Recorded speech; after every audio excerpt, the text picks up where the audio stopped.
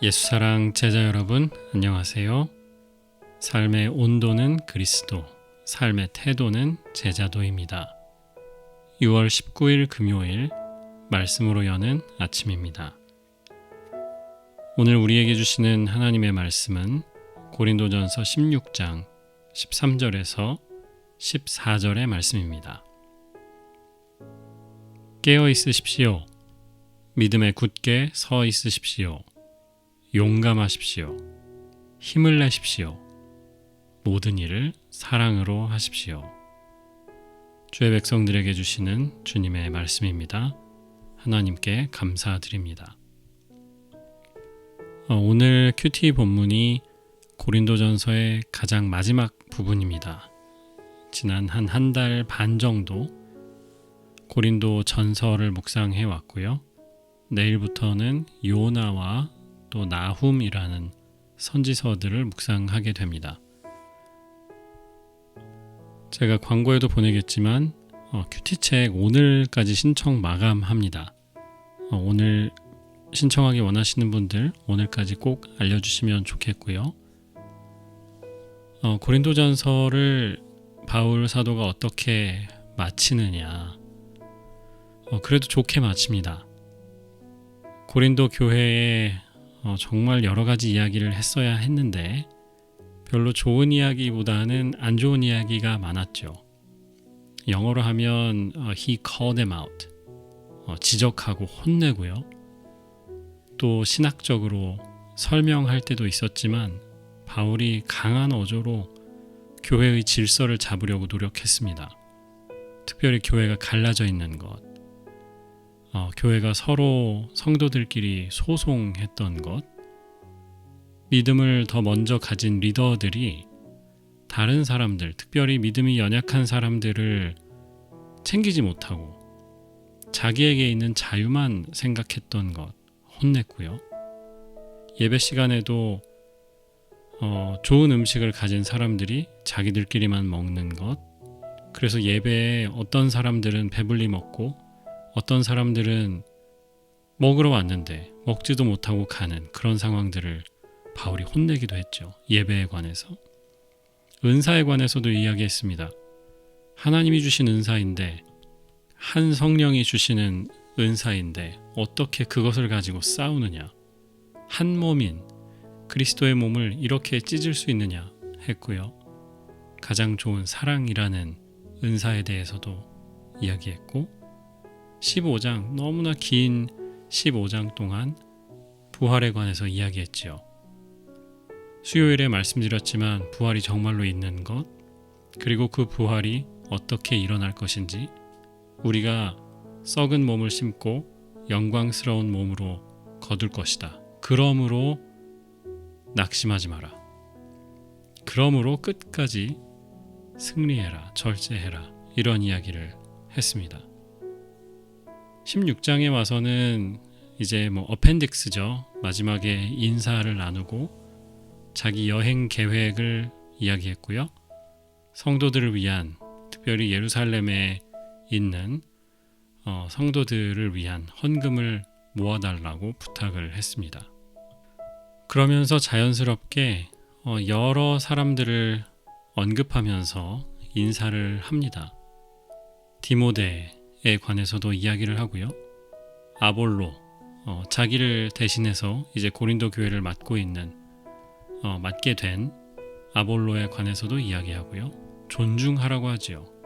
디모데가 가게 되면 그를 나이가 어리다고 함부로 하지 말고 여러분에게 좋은 가르침을 줄 수 있는 사람이니 그의 말을 들으라고 권면합니다. 그리고 오늘 읽은 13절부터는 이제 정말로 마지막 인사예요. 그 마지막 인사에 바울 사도가 이렇게 말했습니다. 깨어 있으십시오. 믿음에 굳게 서 있으십시오. 용감하고 힘을 내십시오. 그리고 이렇게, 저는 이게 결론이라고 생각하는데요. 14절에 모든 일을 사랑으로 하십시오. Do everything in love. 모든 일을 사랑으로 하십시오. 빌립보서 초반에 빌립보 교회에 바울이 그런 이야기를 합니다. 사람들이 복음을 전하는데 어떤 사람들은 순전한 마음을 품고 복음을 전했습니다. 그런데 그렇지 않은 사람들도 있었어요. 경쟁적으로 그저 바울을 이기고 싶어서 복음을 전했던 사람들도 있었어요.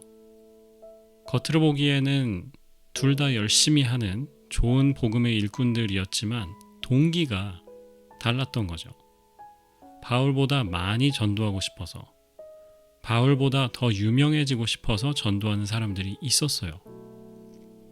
그런 사람들에 대해서 아마 빌립보 교인들이 바울에게 물었던 것 같고요. 아니, 저렇게 해도 하나님이 기뻐하십니까? 이런 질문을 했던 것 같고요. 바울 사도가 대답하잖아요. 어떤 동기로 하든지 상관없다. 만일 전해지는 것이 그리스도라면, if Christ is being preached, 그렇다면 나는 무조건 기뻐하겠다. 하나님이 그 잘못된 동기에서 복음을 전하는 사람들도 사용하셔서 그리스도 예수의 복음이 증거되게 하시는 것이라면 나는 상관없다. 나는 기분 나쁠 것도 없고 오히려 복음이 증거되는 것이 기쁘다라고 하죠. 오늘 이 14절의 말씀도 마찬가지입니다. 우리 안에 여러 가지 일로 나타날 겁니다. 때로는 아름답고 덕스러운 것으로 나타나기도 하고, 때로는 우리가 감당해야 하는 일이 3D 업종처럼 느껴질 때도 있어요. dirty, dangerous, difficult. 어렵고 더럽고 위험한 일처럼 느껴질 수도 있습니다. 그런데 모든 것을 사랑으로 해야 한다. 우리 안에 사랑하는 마음이 있어야 한다 라고 이야기합니다. 하나님을 사랑하는 마음이고요, 이웃을 사랑하는 마음입니다. 제가 계속 말씀드리지만 우리 교인들 서로는 첫 번째 이웃이에요. 형제 자매된 우리도 사랑할 수 없다면 교회 바깥에 있는 알지도 못하는 저 사람들 사랑한다고 말할 수 없죠. 서로 사랑하는 것, 그렇죠? 이웃 사랑의 첫걸음이에요. 사랑으로 하라는 거죠. 13절은 두 가지를 더 덧붙이죠. 하나는 깨어있는 겁니다. 깨어있고 믿음에 굳게 서 있으라고 이야기하는데 사실은 같은 말이죠. 바울은 예수님이 정말 금방 오실 거라고 믿었어요. 그러니까 계속 밤을 새라 이런 얘기가 아니라 예수님이 언제든 오실 수 있다고 생각하며 살라고 이야기한 겁니다. 지금은 보이지 않더라도, 지금은 하나님이 정말 뭘 하고 계신지 의심이 생긴다 할지라도 끝까지 믿음을 포기하지 말고 깨어 있으라고 말하는 거죠. 예수님을 끝까지 기다리는 것 포기하지 말라라고 하는 겁니다. 그 다음은 용감함이에요. 강하고 담대하라는 말이죠. 유대교로부터 또 로마 제국으로부터 박해가 본격적으로 시작되던 시기였거든요. 사실 그 기독교 혹은 그리스도교가 이전까지는 듣보잡이었습니다.